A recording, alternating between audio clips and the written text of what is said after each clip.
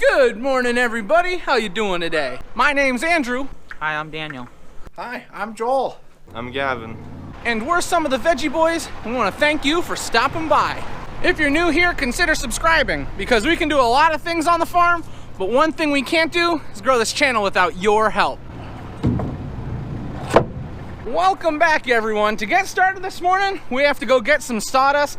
We want to get this mountain as full as we can because it's starting to get colder out, so we need the bedding for the cows. We're having a problem. We had a bungee cord bandit, but look where all the bungee cords were. They were on my left. Turkeys, did Joel put the bungee cords over here? I don't speak turkey. We're gonna have to ask Dad. Can you translate what the turkey said for us? The lefty put him there. The man is one of many talents.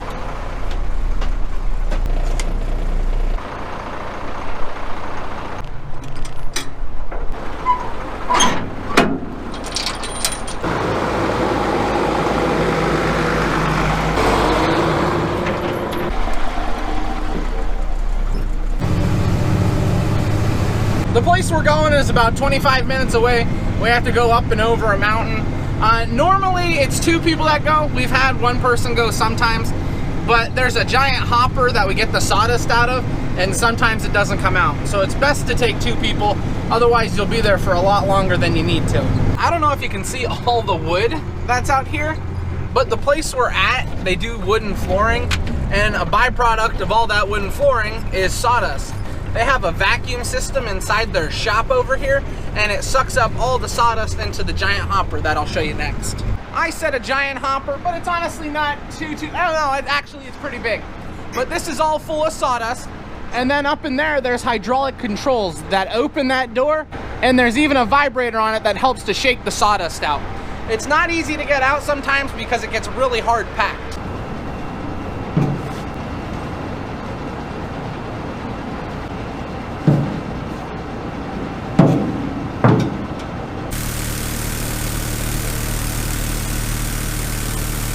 And this is the problem. It gets so dusty that you can't even see anything.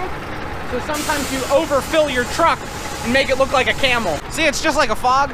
Then you get that in your mouth and your eyes, you can't breathe, you can't see. And Dad just yells up there, move the truck, move the truck.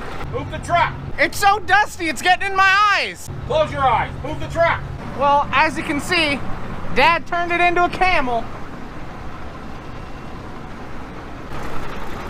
Whew. So now all we have to do is tarp it. So we're gonna roll the tarp back over the top and then bungee cord it down.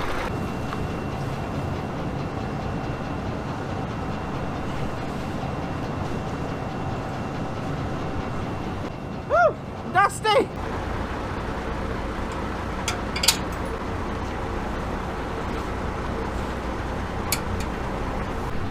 All right, I think we got it. Oh. Now all we have to do is pay for the sawdust that we took. It's not that expensive. We've done the math over using straw that we grow to using this sawdust, and this sawdust actually saves us quite a bit of money, so we're happy to use it.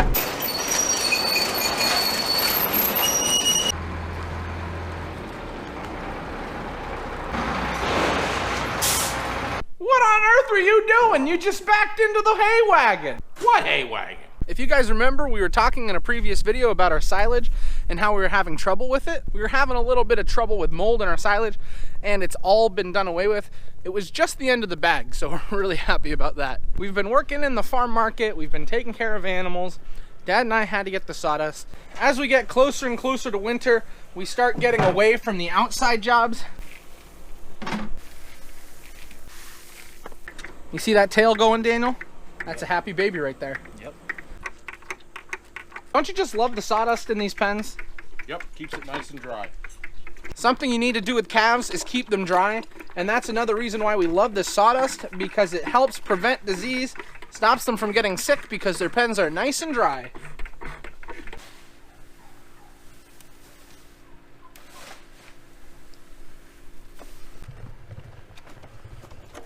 Andrew, my 3 chickens are out. They're supposed to be out. Oh. So we had something exciting happen today. We had one of our seed vendors, so this company here, stop by, and they dropped off a book for us because we're getting ready to order our 2021 vegetable seed.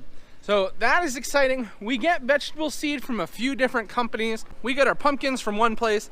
We'll get some of our vegetables from another place, and then even more vegetables from another. Probably the biggest reason why we buy it from a few different companies is because we know what varieties we like. And how did we figure that out? By trial and error. So that's something I'll always tell you. If you see a new variety and you want to try it, go ahead, try it out. Like for example, here's a cucumber variety we really like. We've used that variety of cucumber called Speedway for quite a while. It's something we've really liked. And it's just so exciting to go through and look at all the different varieties of stuff that's in here. Now, like I said, we buy from a few different companies. This one is Stokes. We also use Seedway. And there's a company here in Pennsylvania called Outstanding Seeds. They do our pumpkins. We get all our pumpkin seed, all our gourds from Outstanding Seeds. They do a really nice job with us. But like, for example, look at all these tomato varieties in here. Ooh, here's Florida 47. We used to raise that. All right, guys, I'm gonna show you a couple tomato varieties we have raised and that we really like. Right here we have Primo Red. Primo Red, that's a great variety. Celebrity, a lot of people know about Celebrity. Florida 47, that's a good one. Let's see, what else we have? Oh, this is a great tomato, Red Deuce. If you want a great slicing tomato, Red Deuce is one of them. We also have these varieties. These are popular ones. We don't raise these in the fields, but we buy them in because people love them. We'll start them from seed. We have Better Boy, Big Beef, and Beef Master. We will start these from seeds and sell them as plants in our farm market. Look at this, guys. Look at all this cabbage. Look at all that cabbage. And guess what? We only plant like 3 varieties out of here. I'll share those varieties with you later on. I'm not going to tell you all the varieties we raise right now, because what happens if you guys buy all our seed? Then what will I do? That wouldn't be good.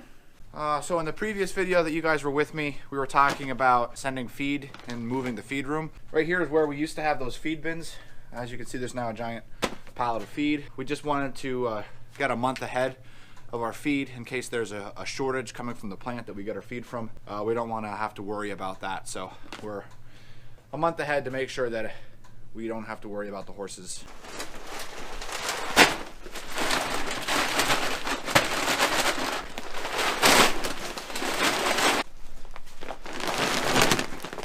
I'm pretty sure this is the highest I've ever stacked. Oh, that's it? Sweet. There's another 10 bags that I gotta go on this yet.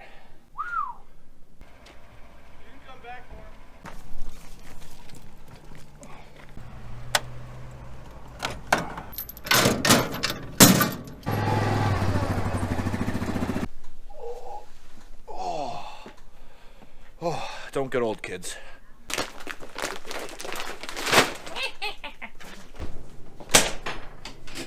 Joel forgot to close these. What a lefty.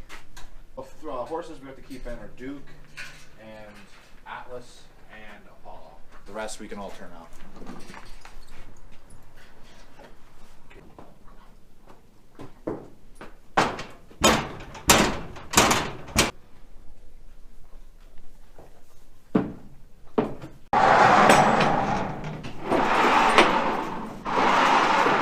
How's the big boy? Watch your head.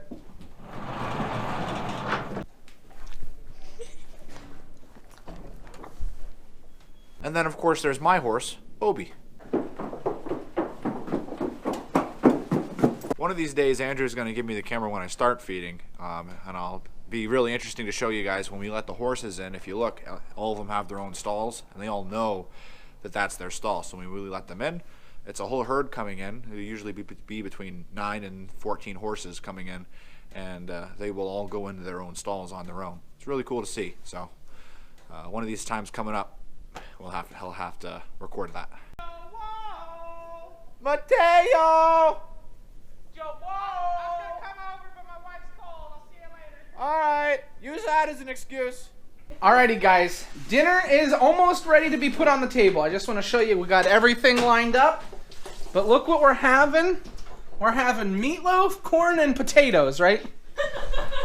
Megan, you have to be careful. I almost hit you with my hand while I'm recording. I know. Alright guys, this is where we're going to end the video today. I want to thank everyone for watching, and I hope to see you next time. Bye-bye. Bye. Bye-bye. Like and subscribe.